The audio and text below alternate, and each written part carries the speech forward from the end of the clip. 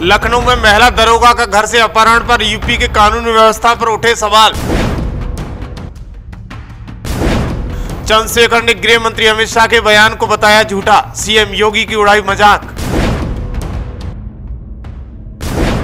चंद्रशेखर बोले राजधानी में महिला दरोगा सुरक्षित नहीं तो आम महिला कैसे होगी सुरक्षित। खबर उत्तर प्रदेश के लखनऊ से है, जो नवाबों का शहर माना जाता है और विशेष तौर पर कि उत्तर प्रदेश की राजनीति का केंद्र बिंदु है और कोई भी ऐसी घटना इस क्षेत्र में हो तो राजनीतिक सवाल पैदा हो ही जाते हैं।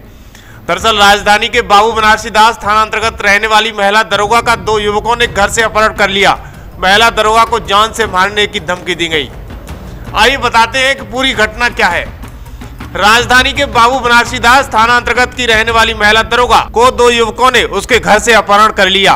युवक महिला दरोगा को कार में खींच कर ले गए। अपहरण करने वालों ने महिला दरोगा पर दबाव बनाया कि उनके साथी पर दर्ज कराए गए मुकदमे को वो वापस लें। इस दौरान महिला दरोगा को जान से मारने की धमकी भी दी गई। साथ ही कहा गया कि महिला दरोगा के परिजनों को भी मार देंगे। किसी तरह महिला दरोगा अपहरणकर्ताओं के चुंगल से छूटी। महिला दरोगा ने घटना की रिपोर्ट बाबू बनारसी दास थाने में दर्ज कराई है। पुलिस जांच पड़ताल में जुटी हुई है। दरअसल महिला दरोगा मूल रूप से बाबू बनारसी दास इलाके की रहने वाली बताई जा रही है। महिला दरोगा ने बताया कि प्रयागराज निवासी अंशुमन पांडे उसकी फोटो एडिट कर सोशल मीडिया पर वायरल कर बदनाम करने की धमकी देता है। कई महीनों से उसे ब्लैकमेल कर पैसों की डिमांड करता है। अंशुमन की इन हरकत से परेशान होकर महिला दरोगा ने लगभग 37 मोबाइल नंबर ब्लॉक कर दिए। इसके बाद भी अंशुमन पांडे ने महिला दरोगा का पीछा नहीं छोड़ा। महिला दरोगा के मुताबिक अंशुमन लगातार उसे धमकी देकर पैसा वसूलने का प्रयास करता रहा। इसके बाद महिला दरोगा ने हजरतगंज महिला थाने में अंशुमन के खिलाफ मुकदमा दर्ज भी कराया था। फिलहाल इस मुकदमे में अंशुमन की गिरफ्तारी नहीं हुई है। महिला दरोगा के मुताबिक इसका फायदा उठाकर अंशुमन ने केस को वापस लेने के लिए दबाव शुरू कर दिया था। महिला दरोगा के मुताबिक 11 सितंबर को रात करीब 12 बजे घर का दरवाजा खटखटाया जाता है और जब महिला दरोगा बाहर निकलती है तो 2 युवक उसका अपहरण कर लेते हैं। रास्ते में अपहरणकर्ताओं ने डरा धमकाकर सादे कागज पर हस्ताक्षर करा लिए।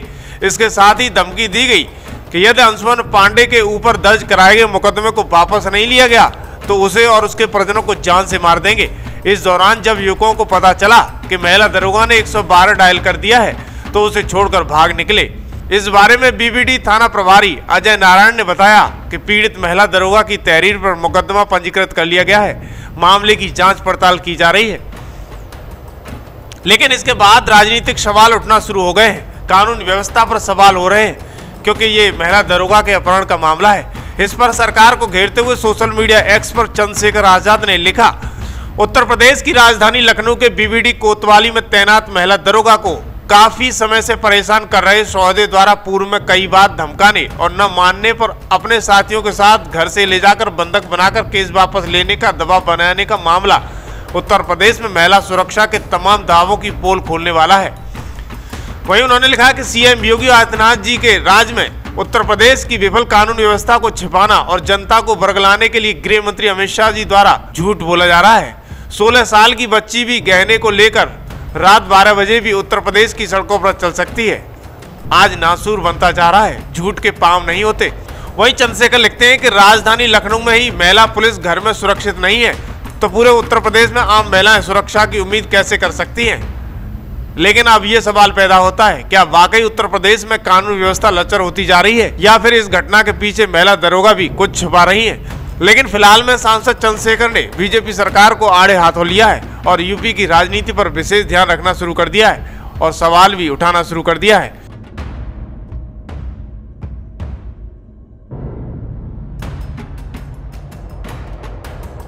जो मुझे अपनी जान की परवाह नहीं, मेरी मौत कल की आती आज आ जाए, मुझे आपकी परवाह है।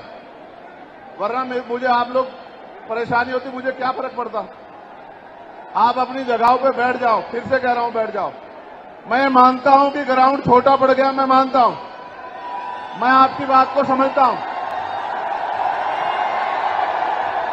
मैं ये भी जानता हूं कि अगर रामलीला मैदान में रैली होती तो वो भी छोटा पड़ता आज, मैं इस बात को भी जानता हूं। लेकिन मैंने जो आपको सिखाया है, अगर आप उस पर नहीं काम करोगे तो नहीं बनेगी बात। जो लोग मुझसे प्यार करते हैं, 1 घंटा परेशानी झेल लो, क्या हो जाएगा।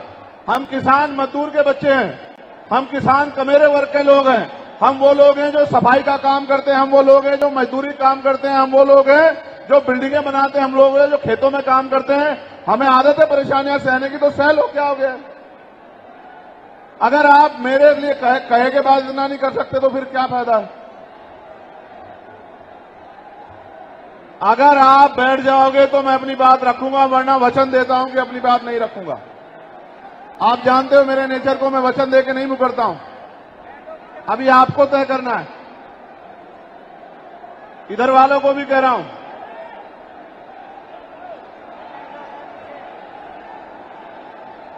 बैठ जाओ।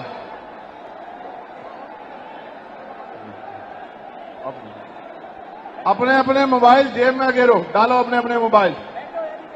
अगर आप सच में मुझे सुनना चाहते हो तो अपने अपने मोबाइल जेब में डालो, जेब में डालो अपने अपने मोबाइल, बंद करो। अगर आप मुझे सुनना चाहते हो तो अपने अपने मोबाइल जेब में डालो, फोन जेब में डालो, मुझे सुनो, यही खड़ा हूं, बैठो, फोन जेब में डाल के सुनो। कभी ऐसा नहीं होता, एक बार कह देता हूं ना माने, कभी नहीं होता है।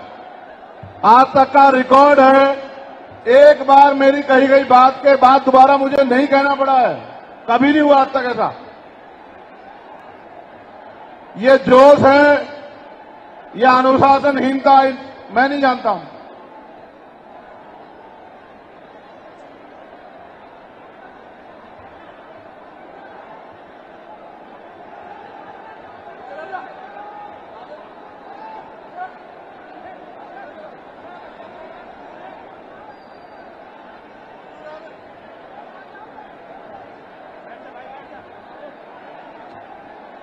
बैठ जाओ।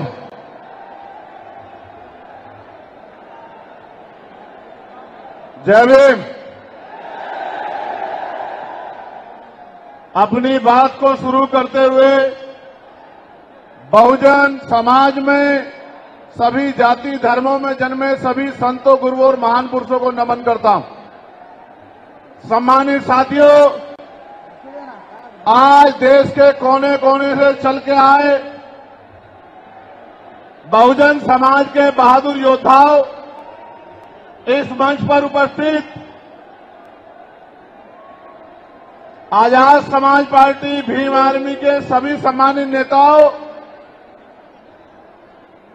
हमारे मिशन 78 अधिवक्ता मोर्चा, अनुशासन समिति, भीम आर्मी स्टूडेंट फेडरेशन और किसान मोर्चा, तमाम संगठनों के सम्मानित नेताओं, यहां उपस्थित हमारी मां बहनों, नौजवान साथियों और मुझसे बड़े उम्र में बड़े सभी सम्मानित साथियों का मैं धन्यवाद करता हूं। आप जानते हो कि मैं आपसे हूं, आप जानते हो कि मैं जो कुछ भी हूं आपसे हूं। मैं कभी आपसे बड़ा नहीं हो सकता, आप मेरे लिए हमेशा वीआईपी हैं। जितना सम्मान मैं उस मंच पे बैठे लोगों को करता हूं, उससे ज्यादा सम्मान मैं आपका करता हूं। लेकिन मैं आपसे भी उम्मीद करता हूं, मैं आपसे भी ये उम्मीद करता हूं कि जैसे हम मंच पे बैठे हैं जिम्मेदारी से, सम्मान के साथ, ऐसे ही आप लोग भी जिम्मेदारी से बैठे, तभी आपकी इज्जत बढ़ेगी। अगर आप इज्जत नहीं बढ़ाना चाहते तो मैं क्या कर सकता हूं बताओ। मेरा तो प्रयास है कि आप इज्जत के साथ आगे बढ़ना सीख जाओ। जब तक आप इज्जत के साथ आगे बढ़ना नहीं सीखोगे, इस देश में आपकी बात मजबूत नहीं होगी। भेड़ बकरियां कभी राज नहीं करती, इतिहास गवाह है। राज योद्धा करते हैं, राजा का आचरण भी राजाओं जैसा होना चाहिए। राजा गुलाटी मारते नहीं घूमते हैं, राजा राजा होते हैं। राजाओं का आचरण जब तक आप में नहीं आएगा, तब तक आप राजा बनने की तरफ नहीं आगे बढ़ोगे। अगर बंदर को राजगद्दी सौंपती जाए, क्या राज कर सकता है? नहीं कर सकता। राज करने के लिए राज जैसी सोच भी जो है अपने अंदर पैदा करनी पड़ेगी।